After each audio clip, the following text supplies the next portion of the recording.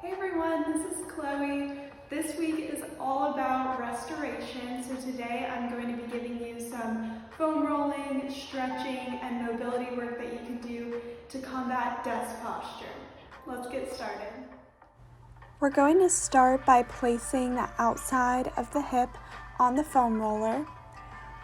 Continue breathing and holding for 30 seconds, and you can make it more intense by placing your ankle on your knee.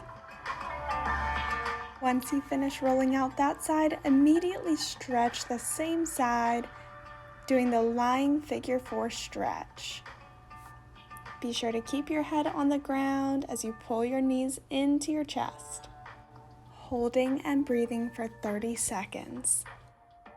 You can also rock from side to side to get a different stretch. Next, working on those hip flexors that get really tight with chronic sitting, place the hip flexor on the foam roller and work your way forward and back, holding for 30 seconds. Make it more intense by bending the knee. Go right into a low runner's lunge on the same side, holding and breathing for 30 seconds.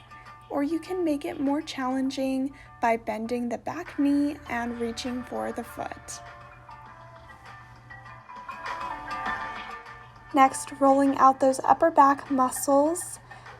Lean back as you interlace your fingers behind your head. Bring the elbows together as you lean back and take some deep breaths holding for 30 seconds. Be sure to avoid the shoulder blades.